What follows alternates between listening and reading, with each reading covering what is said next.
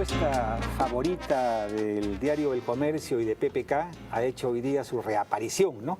Y le da a Pedro Pablo Kuczynski 23% de aceptación ciudadana. Yo la verdad es que mucho me parece. tengo bastantes dudas, ¿no?, de la seriedad de estas cifras, ¿no? Pero en fin, ¿no? En fin, eso es lo que dicen. Pero hay otros datos, ¿no, Pancho, ahí que son interesantes? Yo creo que hay cosas muy interesantes porque naturalmente lo que cierto sector político hace es refocilarse con lo que podríamos llamar la escisión, con fractura de fuerza popular. Pero evidentemente esa decisión es un imponderable del panorama político nacional. Pero no es una decisión por la mitad, es una decisión de una fracción. O sea que hay una cuestión de proporciones. Y entonces, si bien la popularidad de Kenji es más alta que la de su hermana, hay dos preguntas que son muy interesantes. La primera de ellas es si se produce un conflicto político entre Alberto Fujimori y Keiko Fujimori, ¿a quién respaldaría? Y el 47% de los encuestados respaldarían a Keiko y el 40% al expresidente. Correcto. Lo que muestra que una cosa es el entusiasmo natural que siente el pueblo por el hijo que ha liberado a su padre, claro, y una cosa distinta es la proyección a largo plazo. Así es. Y luego hay una segunda pregunta, que es preferencias electorales. Si mañana fueran las elecciones presidenciales, ¿por quién votaría entre los siguientes candidatos? Encabeza la lista Keiko Fujimori con 20%, le sigue Julio Guzmán con 13% y en tercer lugar Kenji Fujimori con 12%, atrás de él Verónica Mendoza con 8% y luego Alfredo Barnechea con 5%. Entonces es interesante ver cómo la gente hace, en el momento de contestar la encuesta, hacen una diferencia entre la perspectiva que ellos hacen, o sea, la visión de futuro, y el momento actual y en el cual naturalmente Kenji supera a Keiko. O sea que respecto a la decisión de Fuerza Popular, que creo que es un imponderable, creo yo que no por ello, digamos, deja de ser un partido importante en el Congreso. Y el otro imponderable, son los dos imponderables de la política peruana. El primero de ellos es cómo se va a resolver la división, si es que se resuelve, y el segundo imponderable es la situación del presidente respecto al Ministerio Público y la Comisión Lavajato en las investigaciones del caso Odebrecht. Correcto. Claro, esos son los dos imponderables actuales. Y frente a la pregunta, ¿qué es lo que debería de hacer ahora Alberto Fujimori? El 70% dice debe quedarse en su casa y retirarse de la política, ¿no?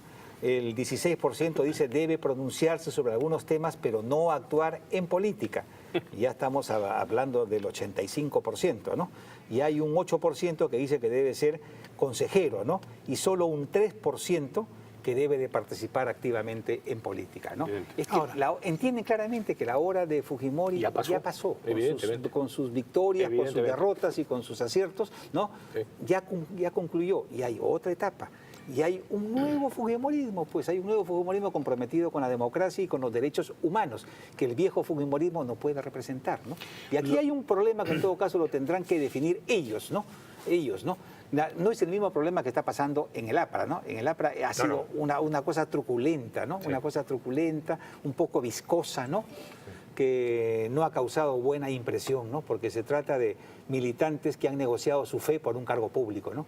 Y eso ya es bochornoso, por decirlo menos. Han sido acusados por la Comisión Política del APRA de felones. Y esto es traidores. El propio Barreda, es decir, el ministro en la prensa que ha aceptado el ministerio, había escrito poquísimos días antes un Twitter draconiano en contra del gobierno. Y 2 o 3 días después acepta ser ministro de ese gobierno. Esto es muy gracioso. Escuchen, esto lo escribe Francisco Chirino Soto, ¿no?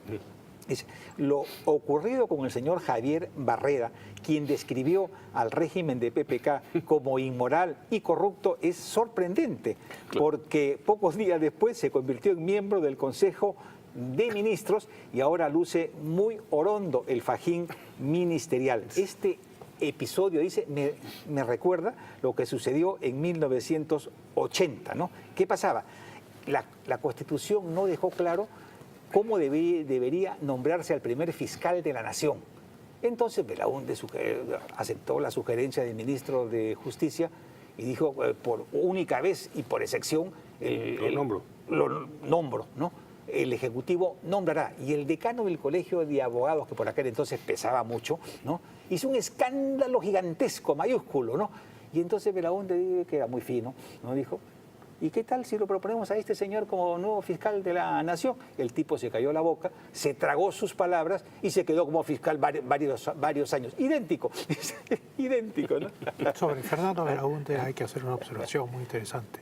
Era un hombre que nunca atacaba ni insultaba a sus enemigos. Sí, es verdad. Él seguía su norte como si los otros no existieran. En la campaña le podían decir cualquier cosa y él no respondía con otro ataque. No respondía. Y eso mostraba su señorío, que es indiscutible. No hay duda. Pero sobre el ministro Barreda también es muy interesante porque pocas horas después de su nombramiento, su hermana ha sido ascendida en un ministerio y ha obtenido un nuevo cargo. El mismo día de la juramentación. El mismo día, pocas horas después. Entonces, claro, esto naturalmente, respecto al tuit del entonces militante aprista Barreda en relación a su nuevo puesto, pues claro, pone muchas interrogantes sobre el tapete. Mauricio Mulder mismo contó a los medios de comunicación que Barreda se comunica, hermano, se trata de darle chamba a los compañeros. Sí, pues, y así lo dijo públicamente. ¿Cómo se puede decir Es esa increíble. barbaridad? Esa es la política tradicional. Qué horror. Exactamente. El argumento que él ha usado en su defensa ante el partido aprista es eso. No, los compañeros necesitan empleos. Bueno, la primera que recibió su empleo fue su hermana. Así es. Que fue puesta, dicho sea de paso, nombrada por la ministra la nueva ministra de Producción.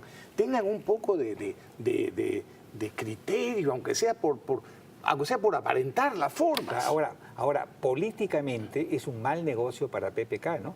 Porque está jugando a la división y a los enfrentamientos internos en el APRA, ¿no? Bueno, ¿no? ha ganado nuevos enemigos. Nuevos enemigos. El APRA, el Frente Amplio, Exacto.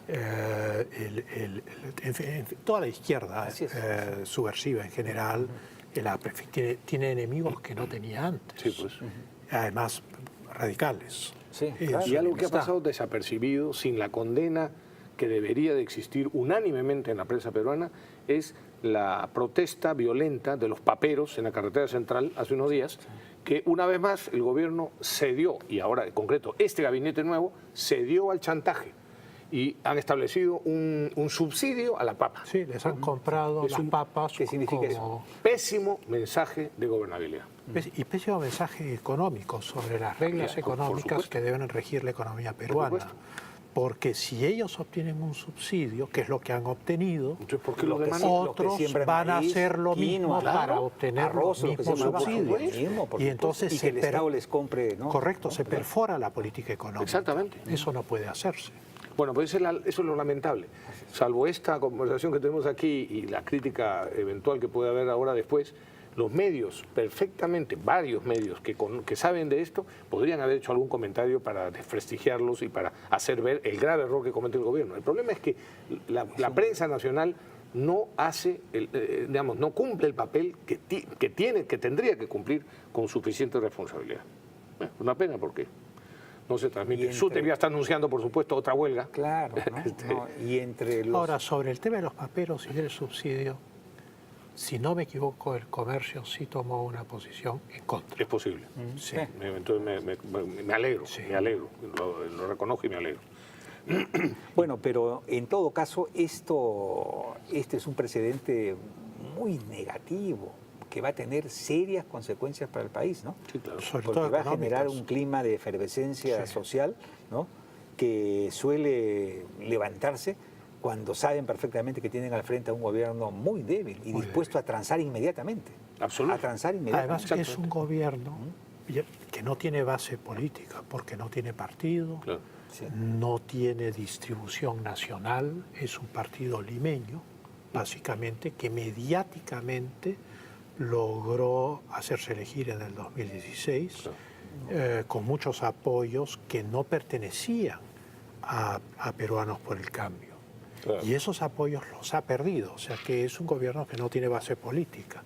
Y eso es el problema más grave que tiene, porque si bien es un gobierno 100% legítimo desde el punto de vista claro, constitucional, desde el punto de vista del ejercicio del gobierno, naturalmente hay muchos sectores que le han declarado la guerra.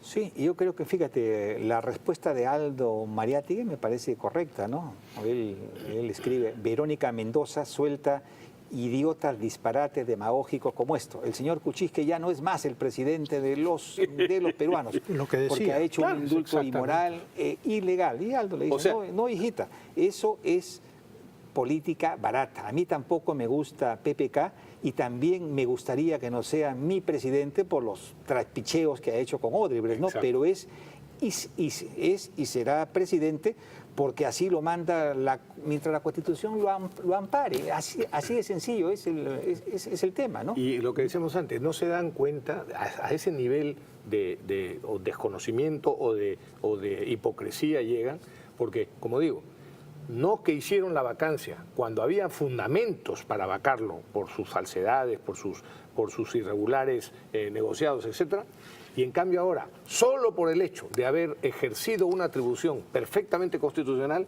pero que es en favor de Fujimori, ahí sí hay que vacarlo, ¿no? Y ya no lo reconocen como presidente.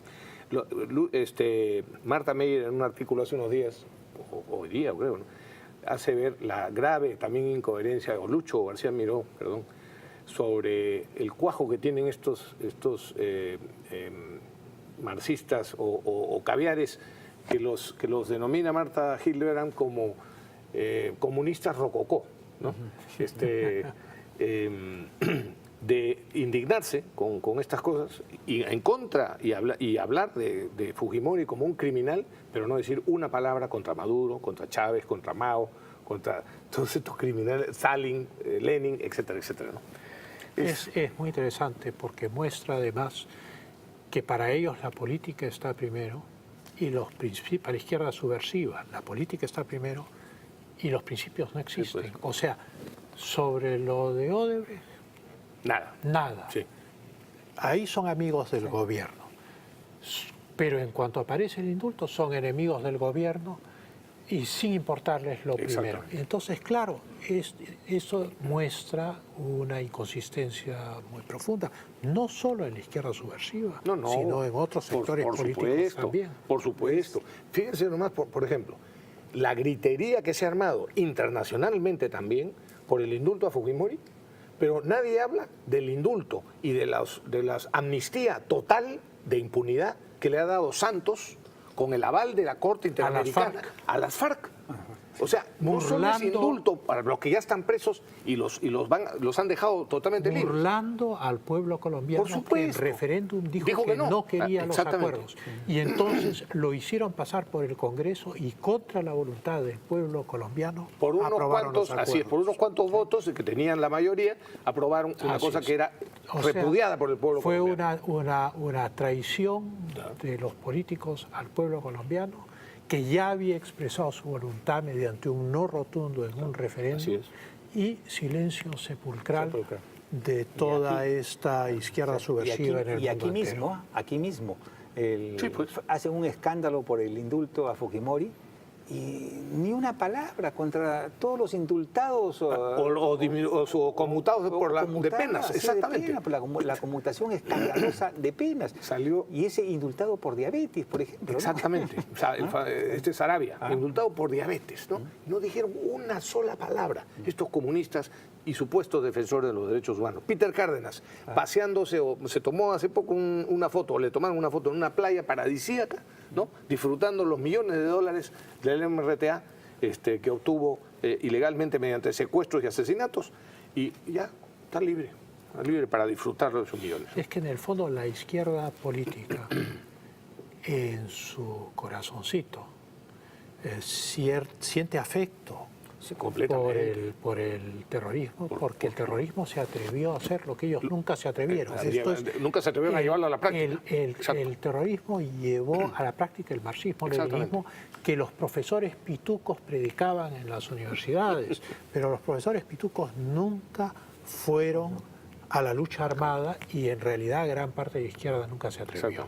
Y entonces por eso sienten simpatía por los que sí se atrevieron, que son unos monstruos, Sí, claro. y que le han hecho un daño al Perú que es incuantificable, porque no solo es un daño de vidas humanas y económicos, sino un daño moral de haber introducido el matar como algo habitual en la vida del país. Sí, pues, tenemos que hacer una pausa y regresamos con la reconstrucción del norte, que según indican los colegios profesionales es hasta ahora un desastre. ¿Ah? Pausa.